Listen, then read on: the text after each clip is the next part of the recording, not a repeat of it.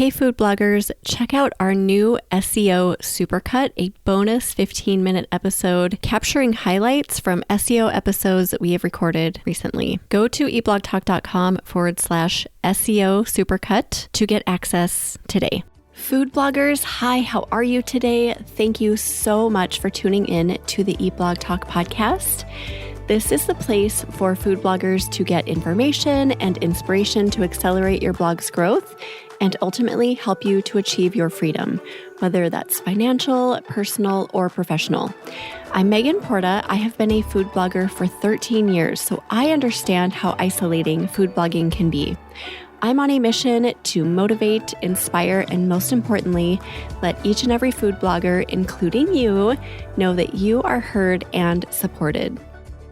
I am always so inspired by people who figure out how to just absolutely crush a revenue stream that does not involve advertising on your blog. Megan Ellam from Mad Creations joins me in this value-packed, incredible episode to talk about her successes as an ebook creator and a hard copy cookbook creator. Her first launch for her first ebook, you guys, $25,000 with a small subscriber list, not many email subscribers. I think she had maybe under 200, she said. That is incredible. And she has just crushed the ebook and cookbook scene since. She has somewhere over 70 cookbooks and ebooks total. And this is a huge portion of her revenue. Her ebooks and cookbooks alone account for 60 to 70% of her revenue each year. She gives us all the information in the episode. She really doesn't hold back. She tells us what we need to think through, some marketing strategies to consider. And I love what she said about just listening to what people want from you and produce something above and beyond what they can find in a bookstore. I predict this is going to be one of the favorite episodes of 2024. Enjoy this one, friends. It is episode number 596, sponsored by RankIQ. Eat Blog Talk is thrilled to unveil the Eat Blog Talk Accountability Group, an exclusive community made for food bloggers who crave accountability, focus, and connection. We understand that not everyone is ready to dive into the Mini Minds group or the Masterminds program. That is why we've crafted this special offering for bloggers like you who want that extra push toward their aspirations but aren't yet able to make the financial or time commitment. Here's what the Eat Blog Talk Accountability Group has in store for you for this low introductory price of $34 a month. This ongoing membership has its own private Slack channel. You will gain access to a dedicated channel facilitated by the community manager at Eat Blog Talk, Taryn Soley, for questions, insights, and collaboration. You will get weekly accountability check-ins so you can stay focused and motivated with those weekly check-ins in Slack to track and achieve your goals confidently. You will have access to productivity focus sessions. Join these optional live Zoom sessions twice a week to boost your productivity by working alongside your peers and tapping into that collective energy. And you will get monthly group Zoom calls, replacing the former Clubhouse chats. Join these calls to connect, discuss current topics, share experiences, and celebrate achievements. Those calls will be hosted by me, Megan Porta, and I can't wait to see some of you there. If this sounds intriguing, head over to eatblogtalk.com/focus to sign up today. eatblogtalk.com/focus. Megan Ellam is an Australian-based author, photographer, and recipe developer, best known for Mad Creations and 365 Keto Club. Since 2017, Megan has shared her low-carb recipes and weight loss journey, leading to the self-publication of over 10 keto cookbooks and more than 60 ebooks, including 2 World Gourmand Cookbook Award winners. A passionate foodie, Megan runs Mad Creations alongside her partner in love and life, Dave Hunter. Megan, thank you so much for being here, especially knowing it is the middle of the night. You're recording this interview. You're a rock star. Thank you so much. You're welcome. Thanks for having me. Yes. And by the way, if anyone else wants to be a guest, you can talk to me about other times. We don't have to do it in the middle of the night, but wow, I appreciate you. And we'll get through this. You can go back to bed, Megan. Yay. Yay. Okay, so I'm super excited about this topic. You have created so many ebooks and books, and it's become kind of a normal part of your revenue stream, which I love this topic so much. But before we get into all of that, do you have a fun fact to share with us? I do. I guess it's cooking based, but I actually started cooking before I can even remember. My mum apparently said I started to learn to cook, well, wanted to cook before I could even reach the kitchen bench. Oh, But by the age of 7 to 8, I was cooking for my entire family most of the nights.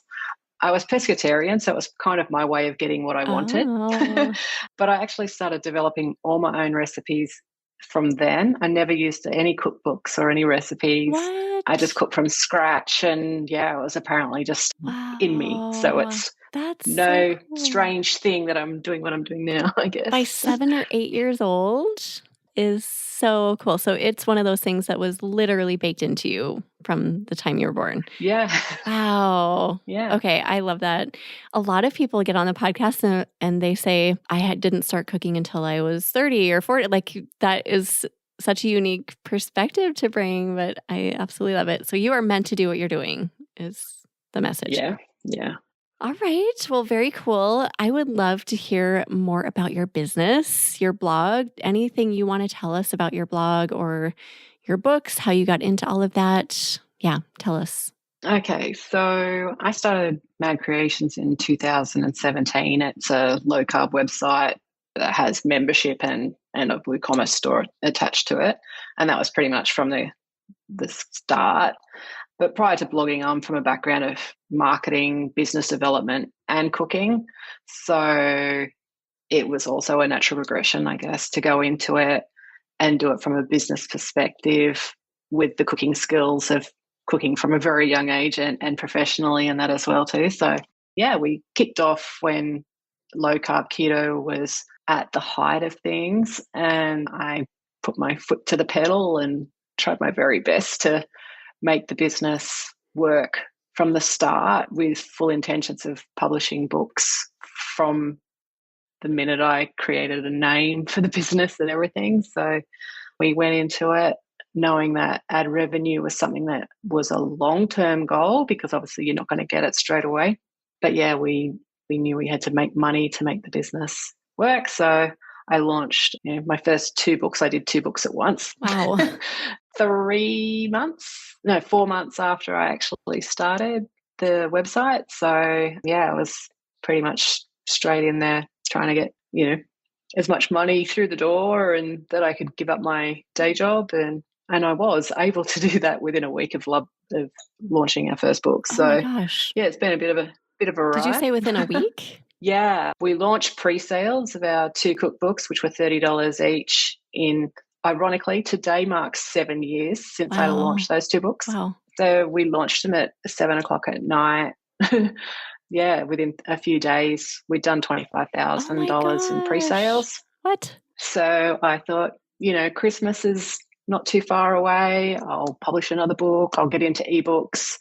And yeah, I gave my notice for my job that I've been in for a long time, and that was for a month that I had to give the notice for, but worked it in tandem with the website and trying to publish new recipes to a website, trying to build all your social presence and stuff, because it was all brand new. I had been a blogger before, but I was never making money from it, and it was just a hobby Yeah. because a friend said, oh, you should do a website. And back in those Yep. days, no one knew anyone, no one knew what they were doing. You had Bluehost as your host, Yeah. and I had a website crash.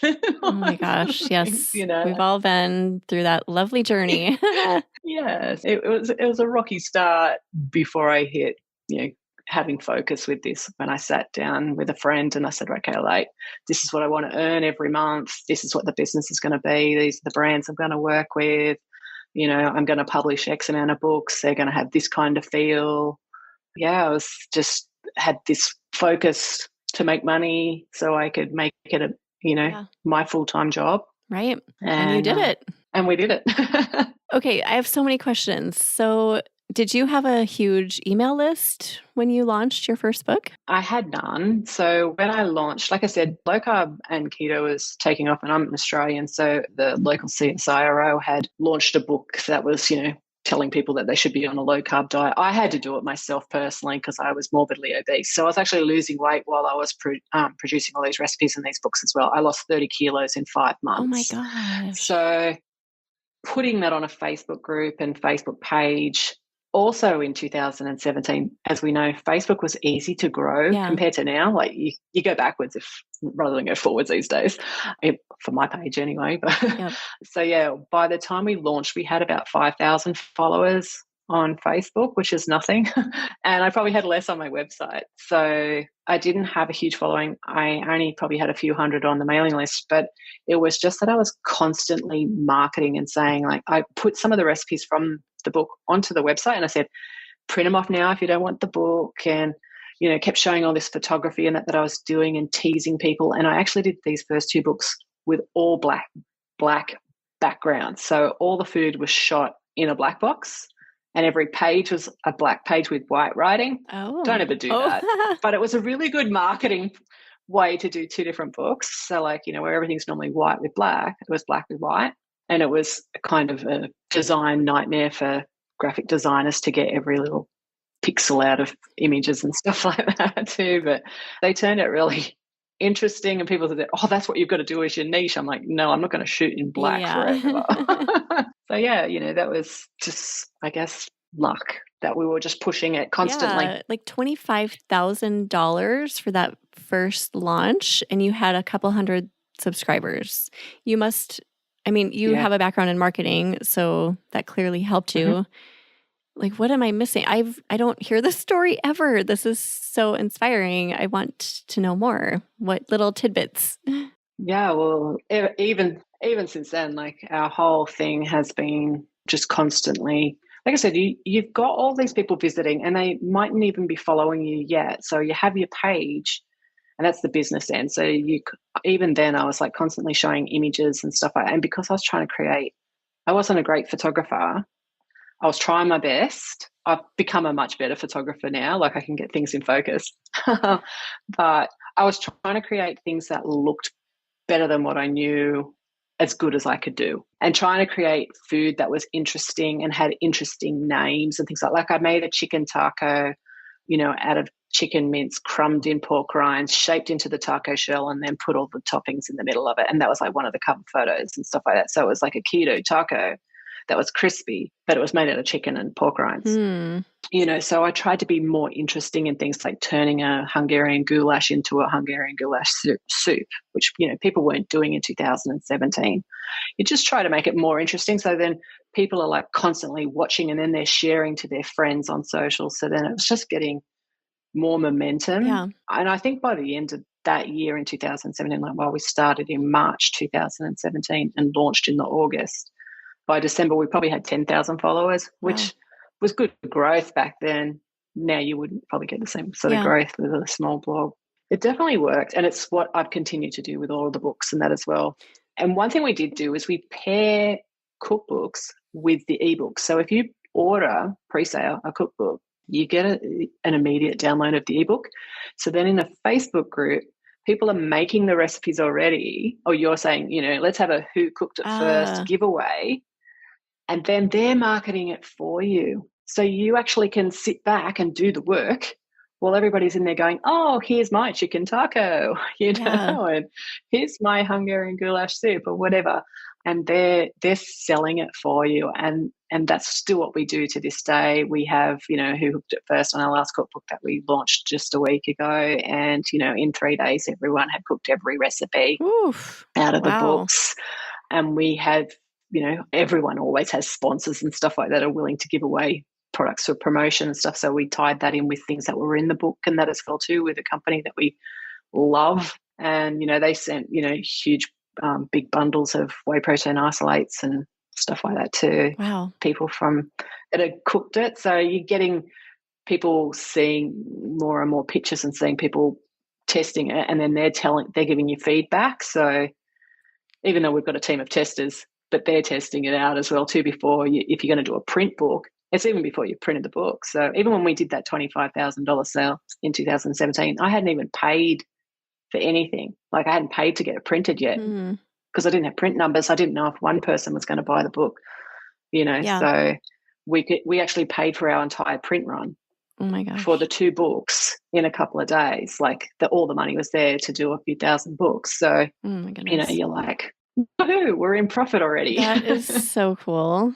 So leading up to your launches, do you just do a heavy social media and email focus? And how long do you focus on it before you launch? Yeah, so if you're brand new to it, you can do it with a long lead in. If you've got a lot of products in your store, you don't want to do that because it will stop people from buying things, because then they might want to bundle your books and stuff like that, if you know what I mean. Mm-hmm. So when I first started, I probably started leaking it from the April to the August. Just like as I was doing a recipe, like I said, I shared some to the website, and the whole recipe went on there, and I kept saying, if you don't want to buy the book, you can print it off, right? Because it'll be removed from the website as soon as we launch, right? So it was kind of like a little bit of a marketing ploy, because no one was really doing what we were doing at the time. I mean, big bloggers, no one was doing it. I know people in Australia that self-publish, but they weren't as actively promoting on their website as well and trying to build a website at the same time.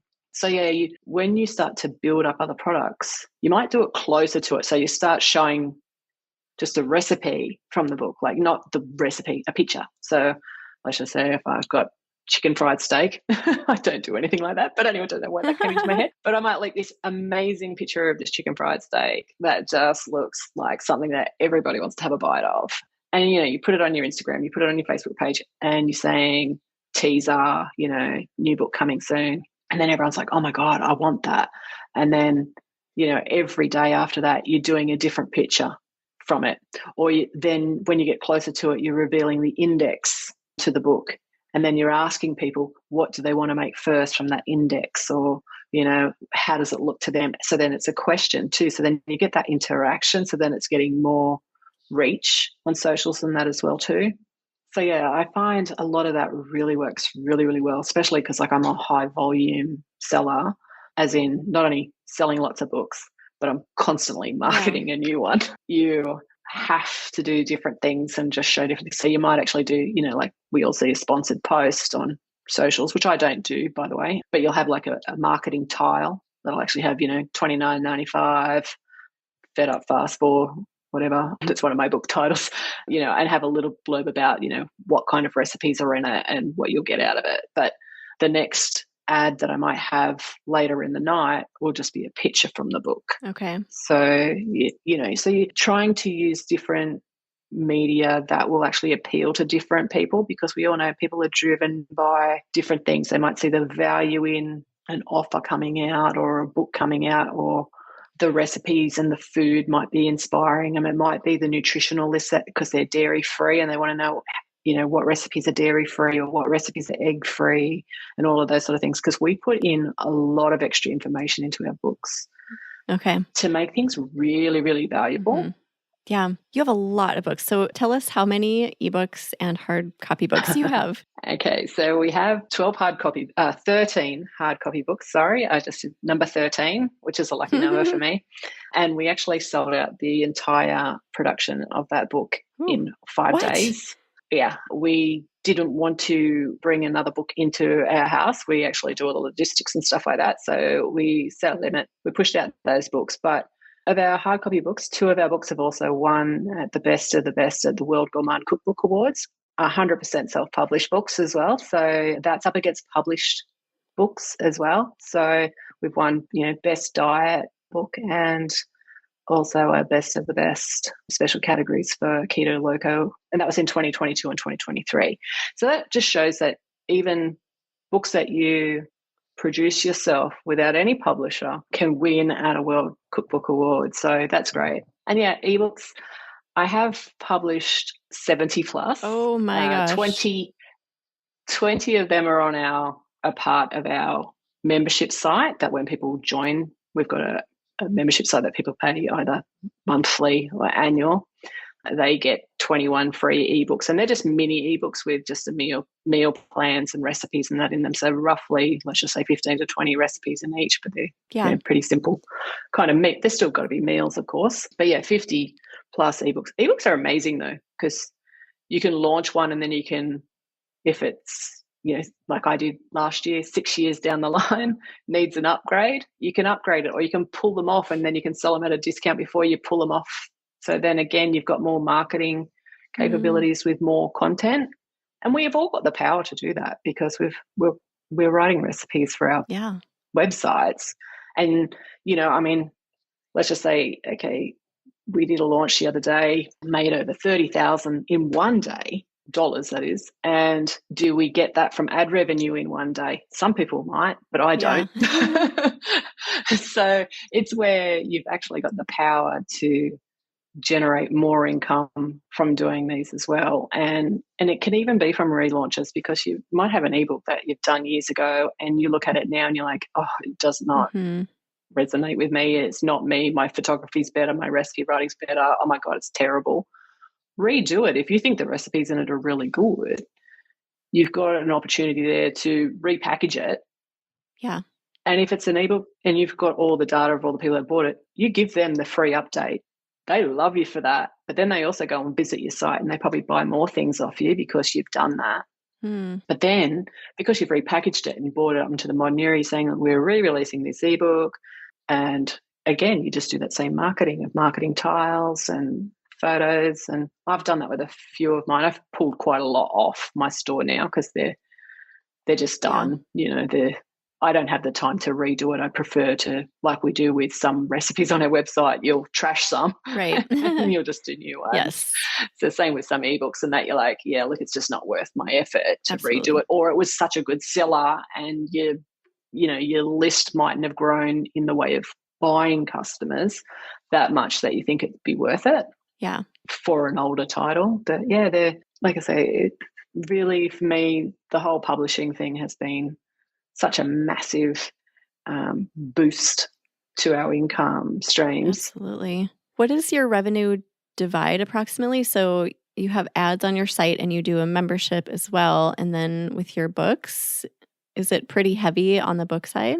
It's definitely much heavier on the book side. So our ad revenue is it used to be less than 5%, but now it's between 5 and 10% because our website's actually been growing. We didn't get hit with the updates, which is amazing because we're gluten-free, keto, low-carb, special diet, all the things that they really hit. But I think it's really because we're also a WooCommerce site that's been around for so long and we've got all those products on there and we've got real reviews, like probably thousands of them. I don't know. I've never counted all our reviews. So that might have helped us, even though everyone that ever looked at my website told me to get it off there. But the books is the main one. Our membership is still a 6-figure income every year, and it has been since the beginning.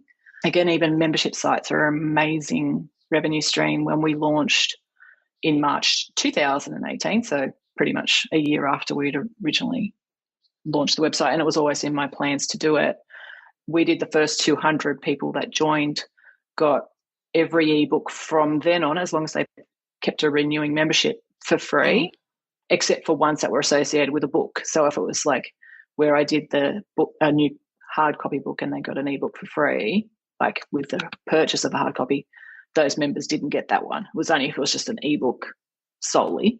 And we still have over 50 of them still, all these years later, 6 years later, still paying their renewing fee.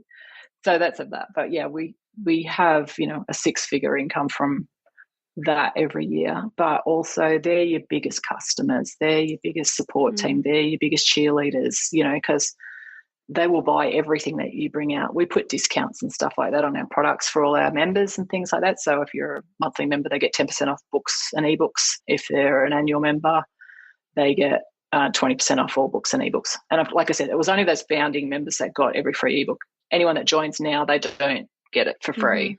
They have to pay, but they get an ad-free website and exclusive content and stuff like that. So I don't know what the split is between the books and the membership, but the book side of things is definitely our main income stream. Okay. Yeah, I'd say it's at least 60 to 70%. Wow. Of our main income. Okay. So your niche is really focused on low carb keto, which I feel like is so diet specific, and a lot of people are looking for that. Do you feel like that is part of your success? Like, okay, I have a friend, Monica from the Hidden Veggies. She's amazing. She's a vegan blogger. And I feel like every cookbook she makes is so successful because, well, she's just really good at like putting marketing thought into things like you are. But also it's a really specific niche problem that people are having when they're vegan and they want to eat cheese or they want to eat, something that they can't eat anymore. So I don't know. I always think like how much of it is because it's so niche. Like, could I create a cookbook wonderland like you have? Probably not, because I don't have anything super niche that's solving a really unique, strong pain point for people. And I'm hearing the pain point because that's what I say to people to zone in on. But pain point can be anything from not being able to cook properly. It can be like well-worded recipes for anyone. Keto low carb has actually been a decline in a massive spiraling decline. If you look at a lot of low carb keto bloggers, most of them aren't blogging low carb or keto anymore. I do, because not only is it successful for me, but the main reason is for health reasons. I was insulin resistant. I was very overweight, and now I'm, nearly 50 kilos lighter than I was when I first started this website. So I have to do it for my own health. Yeah. And I can't lie. I can't say you're all of a sudden going to start cooking with sugar and flour when I don't eat it, because what am I going to do with all the food? Mm-hmm. So, and my partner, he eats the same, even though he has no problem with weight or anything like that, but he eats the same as me anyway and has for the 7 years. I don't think it's specifically because of that. I think it can be harder because it is low carb. And what you'll find if you even look on my website, it's called Mad Creations. It's not called Mad Creations Low Carb Keto or anything like that. The recipes, most of them don't even have keto or low carb in the titles anymore. I actually create recipes that are low carb naturally. So, like, let's just say if you had a caprese salad, there's no bread or anything like that in it, right? So, if you eat a steak, it's a steak, right? So I tend to pick recipes that are going to cross bridges everywhere. But where you're saying people are looking for niching, like even vegan, right? So we'll all eat something that's vegan as well. We don't have to be vegan to buy a vegan cookbook. Yes, vegan is big, and it's not in a downturn, because there'll always be somebody, like there is with low carb in some respects, people that need to eat that way or choose to eat that way for religious reasons, health reasons, social reasons, whatever. But I think everybody has the power to be as successful. I mean, like, there's obviously cookbook authors that are published and ones that are self-publishing and that as well too, who are hugely successful, and we know, like, even in, say, the websites and stuff like that, we know that, let's just pick one, Sally's Bake Blog or Recipe Tinates, neither of them are diet specific. Yeah. Both very successful at what they do, probably very successful with their book sales and stuff like that as well too, published books. Hello, food bloggers. Let's take a quick break to chat SEO and keyword research tools. We are now into the summer of 2024, and things are a bit tumultuous in the land of Google search and SEO, am I right? Because of this, I have heard rumblings about people not using keyword research tools anymore.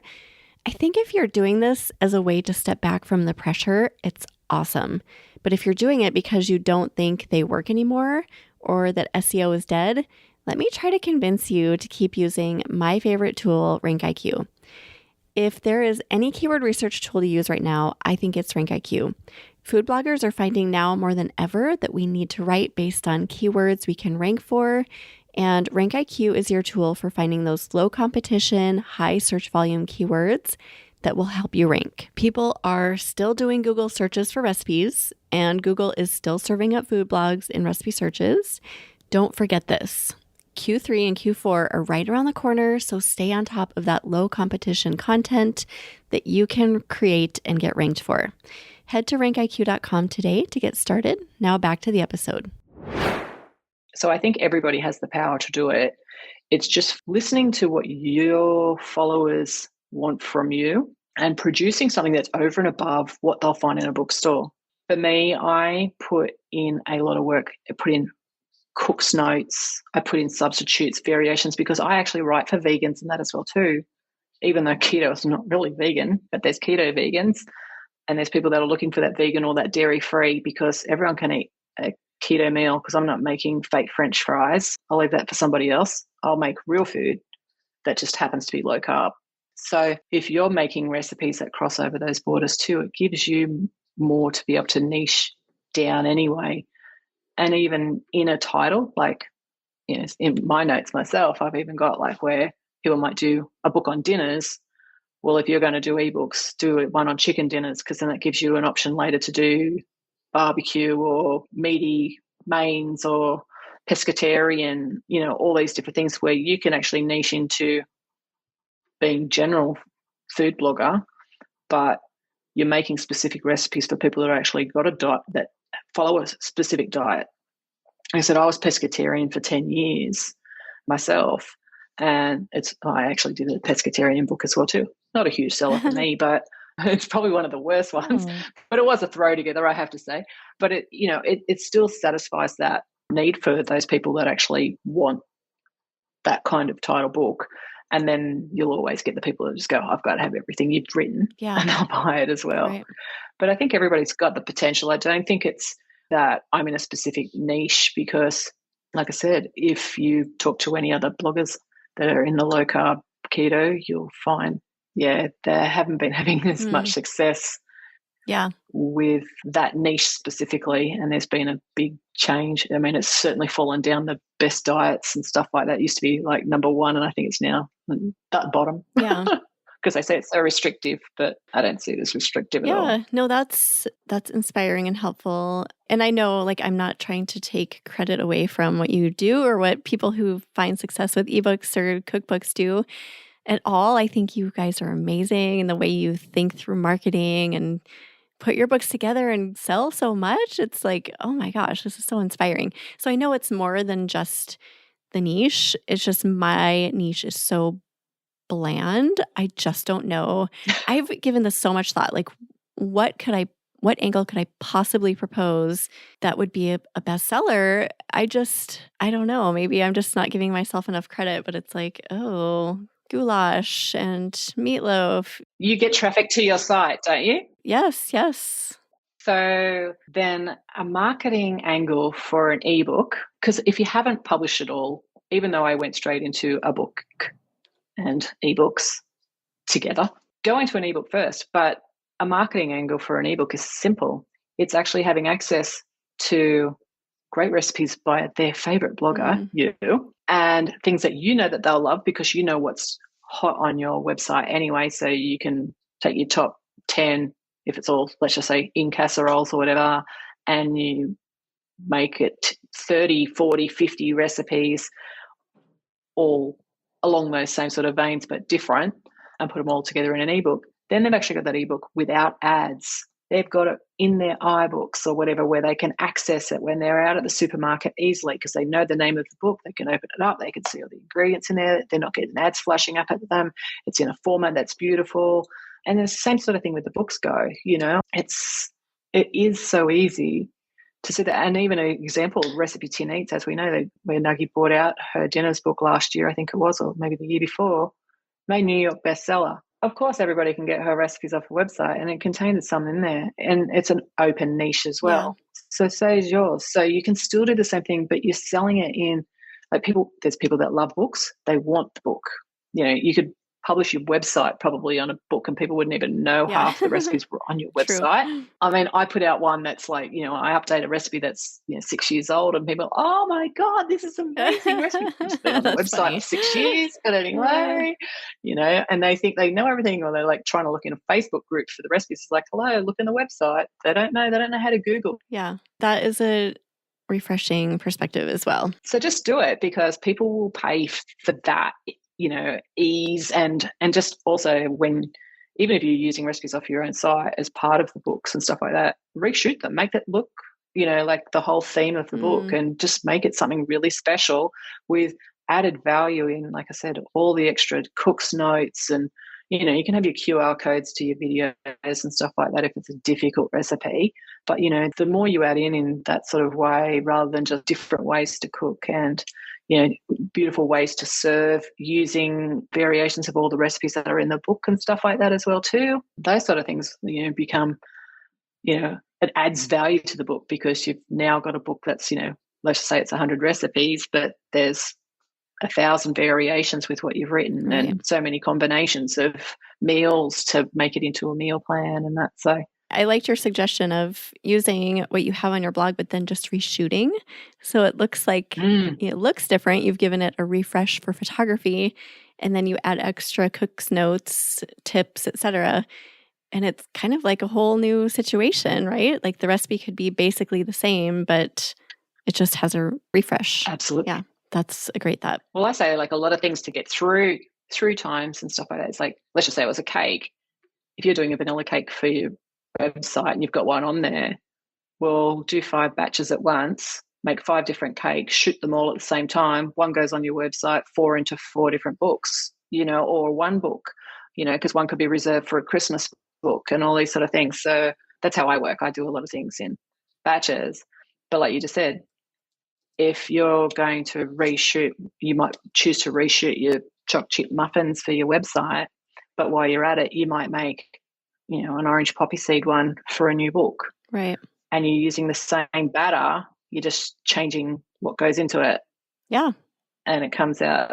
Exactly. Do you have time to just talk through, I don't know, just some logistics? Like if somebody is really intrigued by this process of getting into writing books, ebooks, hard copy books as a part of their business and adding to a new revenue stream in their business, like what main things would they need to think through first? So I guess what I do first is think about what the niche is going to be, niche down, create a theme or a vision board for the whole feel of the book. And then I start coming up with recipe ideas. So I actually create an index list. It doesn't always end up that way at the end, but at least gives you a guide of what you might want to have in this book. And that would be the first thing I would want to do. So just, what it's going to be about, what's going to be in it, how many recipes, the feel of it, so that when you go to start shooting it, it's all going to be something that's going to have that same feel from beginning to end. Because, some people might shoot over different seasons and stuff like that, and you've got different shadows and different colors. And then when you put it all together, it might be all mismatched. So think about what you want the end result to look like, and then go backwards. Once I've done all of that and got my index down of, the recipes that I'd like to have in the book, I then start to write the recipes. So some people might actually do testing and in the kitchen work first and then put all their recipes together after that. But obviously I'm from a background of cooking. I can write recipes in my sleep. I write first, get it out. Then you put together a team of testers. Testers are really important. When you put a team of testers together, don't pick all your friends that are really good cooks. Pick ones that are really bad cooks too.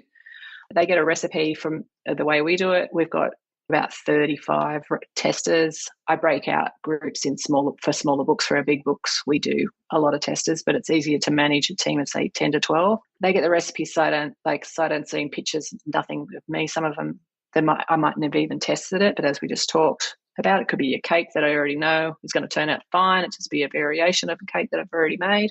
And they test the recipes. They've got to give you feedback with a photo that shows that it's made. Things on whether it's, something they'd make again, whether the family loved it, what they'd change about it, ratings and stuff like that. That really helps with the feedback. But then you also can advertise your book. Your recipes are all tried and true. That really helps. We make sure that every tester in our groups tested at least, not they have tested each 3 times, but at least 3 testers have tested each recipe in every book. If I do another test and I change it, then they retest. Other things that I like is with your recipes, try and think outside the box. If you're going to do a book on cakes, don't make it look like every cake recipe that's on Google anyway. You want to add some stuff that's a little bit out there and crazy and give them really fancy names or funny names and stuff like that too. I can't tell you how many books I've sold for really original recipes. We've actually even successfully chased people with IP lawyers trying to give my recipes away that were 100% unique, that you won't find anywhere else that are in books. So yeah, that's something to add into your books as well, to try and, you don't actually have to think about SEO with this too. This is the good bit about membership sites and books. There's no SEO. There is, but there isn't. You know what I mean? Like, if you're writing a book, people are going to look for the book. But if, you can't rank for roast chicken dinner, you can certainly make the best roast chicken dinner that you've got the recipe for in your book that people will love and you can photograph it better than anyone, and you'll sell books because people will want your roast chicken dinner because they can see it looks better than anyone they've ever seen. I basically say that, you're creating recipes that your current followers will love and lust for. So you give them some saucy pictures, some sexy names, and then they'll want to buy it. Yeah, it's another little thing of like niching down, but it's like it just creates more excitement about your books because it's not all these things that they've seen in every cookbook that they've already got on their shelves at home. You've got to give them more reasons why they want to have your books. And that's why I said about adding the extra value pack to your books of, tested easy steps, variations of cooking. It could be, air fryer and oven, substitutions, macros, gorgeous pictures, chef's tips, 2 measurements. Everybody's not on US customary, okay? The rest of the world's on imperial, is on metric. So write your books for the world, put in both measures because there's no, again, it's not like ad revenue where you're only trying to appeal to where you're going to get the most amount of dollars from. We sell our books all over the world, ebooks and cookbooks, and some people will pay hundreds of dollars for our books to get shipped to them, which is crazy. But they do because, again, we're providing books that they can't get anywhere else. They can't get anything like what we're doing. We're trying to put together original content, and you can do that too. And it's just that power of creating a need for people. It's not just the pain points, but it's also just everything that you do, you're putting the quality and the love into it and the passion. I say it's like, basically releasing your inner Willy Wonka and going that little bit out there, whether it's in your style, because like I'm a little bit crazy with the way I cook. I'll do some stuff that's really way out there, but it can be just like over the top in a really nice way that still suits your market, but you really like trying to make everyone fall in love with you, and it's an extension of you, and you're never going to make a lot of money if you get somebody else to write the book for you. It's not something to farm out to your VAs. If I'm going to put my name on the front of the cover, I'm the driver of my business and I'm not the passenger, so everything in there's going to be me. I do all the photos and stuff like that. And like I said, from the beginning, I was not very great. I've just learned how to use my camera, and just kept going. So it is just putting as much passion of you in there, because if people are following you and going to your website, they love you. We all love different singers and stuff like that might not necessarily be the best singer in the world. Do you know what I mean? Like, I'm not going to name any pop stars, but we all know that there's some that have sold billions of dollars and they can't sing. We know that we watch American Idol and half of them can sing the doors off. People that are making billions of dollars or millions of dollars, not billions, millions of dollars with their albums, and because they look right, and they can sound right with auto-tune or whatever. So we can do the same.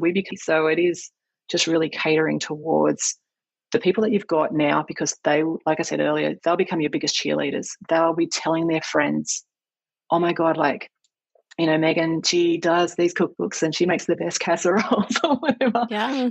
The kids love them, and that's something we always get the testers to do too. If they've got families, the kids try it and that as well too. And we get the feedback from that. So we're trying to, you're always trying to tick all the boxes that you can. And it's not something to be afraid of, because if you're already getting traffic to your site, you've already got something people want. Then all you're doing is you're putting it in a different package and you're making more money out of it, because when somebody goes to your website and you're advertising on your Facebook group every day or Facebook page every day, go and see my chicken fried steak, you're making how many cents when they go there? Well, if it's here's my chicken fried steak from my cookbook, that's $30. Well, then they're going to buy that $30 cookbook. You've just made $25 less tax and gateway fees. Then, that's a lot more money than what you would have got from a recipe. So yeah, I would just be putting that all together in a book, or your passion, or your love, or your inspiration of what you're currently doing, and dialing it up 9 or 10, because honestly, writing a book is quicker than writing a blog post. I swear. We don't have to do all that SEO research and keywords and stuff like that. You're doing the recipe, you shoot it, you don't have to do all the process shots. There's a lot less work in many respects. And then once you've got it all, like I said, it's just I get a lot of bloggers saying to me, I don't find time to advertise. I hate marketing, all that sort of stuff. It's like, well, you're marketing yourself every time you're posting a recipe link, right? So you're just swapping out. I do three posts a day on my Facebook page that are to a product or my membership. So it's just subbing out some of those recipe ones and sending it to a product instead. and they could be 3 different looks. Like I said, they could be a marketing tile that is a picture of your book jacket or your ebook jacket. If you're going to do an ebook too, use ebook pictures. Don't use book pictures. Don't call it a book. It's an ebook, because that gets confusing, and people might want their money back if they think they're going to get a hard copy book because you've put a hard copy. I've seen it before. We even did it when we first started. It's better. There's so many good mock-ups now that you can use. But yeah, just getting it out there and marketing in your emails. Definitely start putting your products in there. If you've got old ebooks now that, ugly covers that don't have indexes, don't have any internal pictures or anything like that in the marketing, fix all that up and start putting them in your emails and that as well too. Our email list has grown. We do have nearly 80,000 members on our email list now.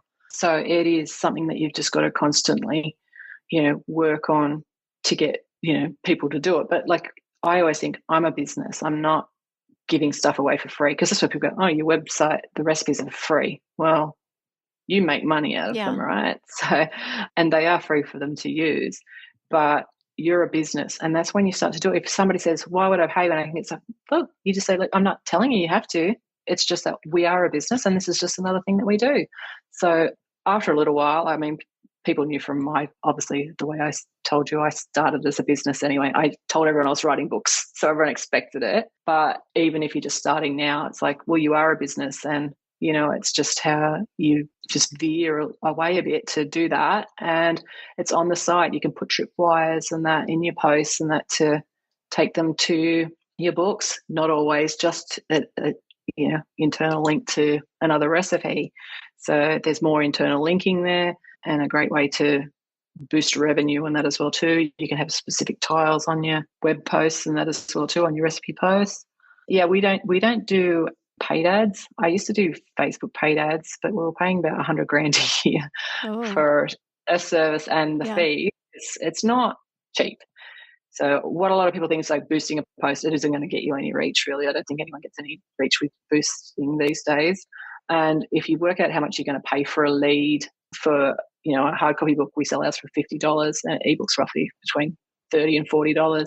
You're not going to make the return on investment for that. So these days you've got the power of reels. A lot of people are doing reels for somebody else's product. So do reels for your own. You can be making your own recipe, and even when you're doing that, like we've had products, we've actually done our own product range with pantry ranges and stuff like that as well too, with another company. So we actually had another company approach us to do a collaboration of Mad Creations pantry ranges.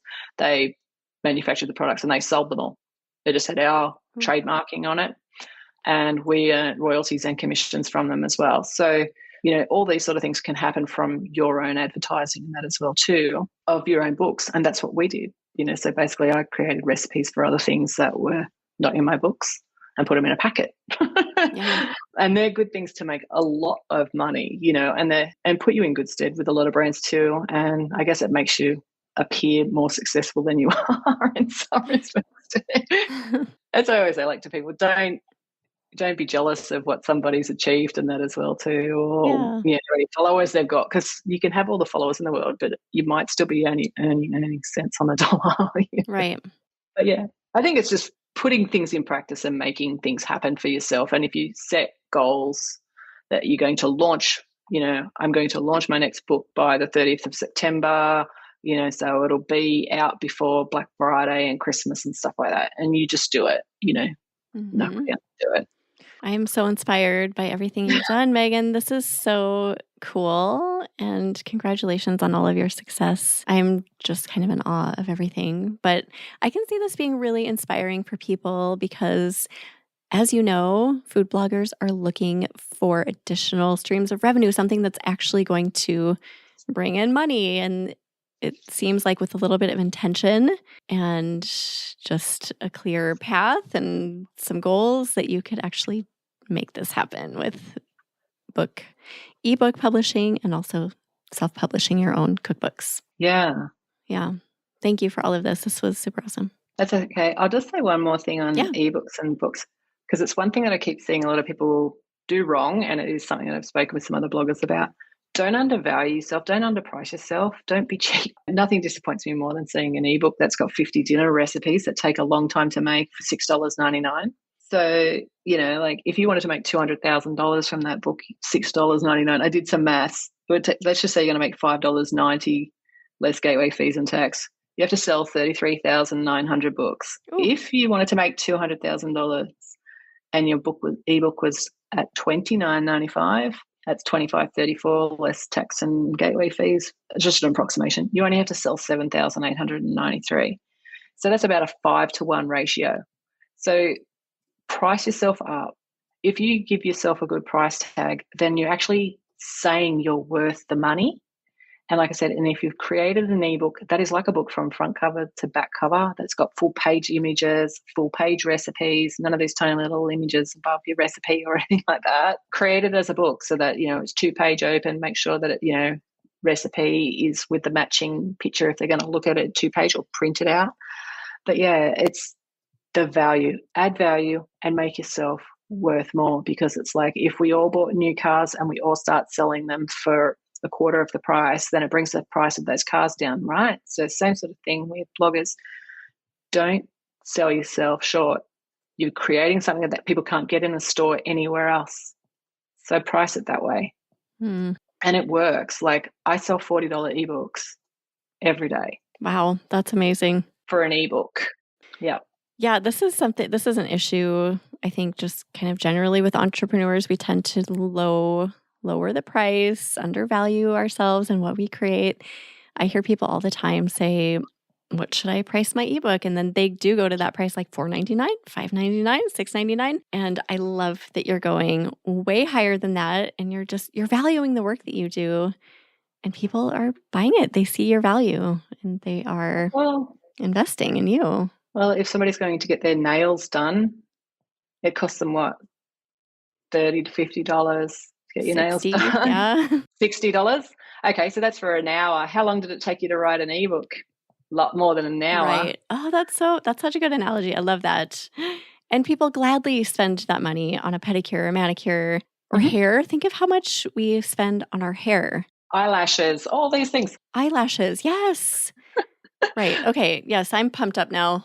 I look at people today and I'm like, how much do you cost per month? And it's like, for me, like I said, they're buying something they can't get elsewhere for a start because it's written by you. So I'm not saying that mine's so different. I'm saying your book. So yeah, price yourself that way. I even see some Instagrammers and that are now like, they don't have websites or whatever, and they're selling books for like $100 or whatever for their recipes that they're all over their Instagram. I'm like, good on them.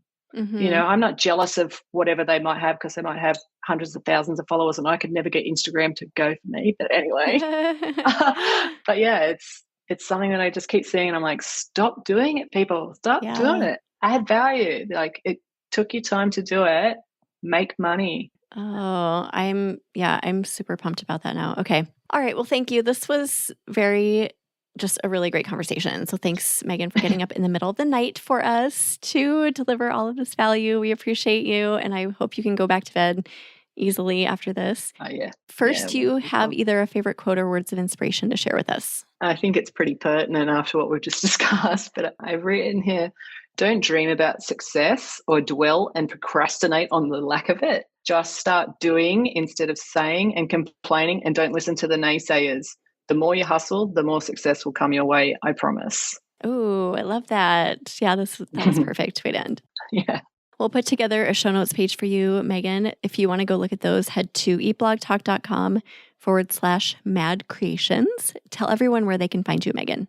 Okay, so I'm at madcreationshub.com. So yeah, you can find me there. Mad Creations Facebook page. Awesome. Your blog is beautiful, by the way. I was just peeking at it. Oh, thank you.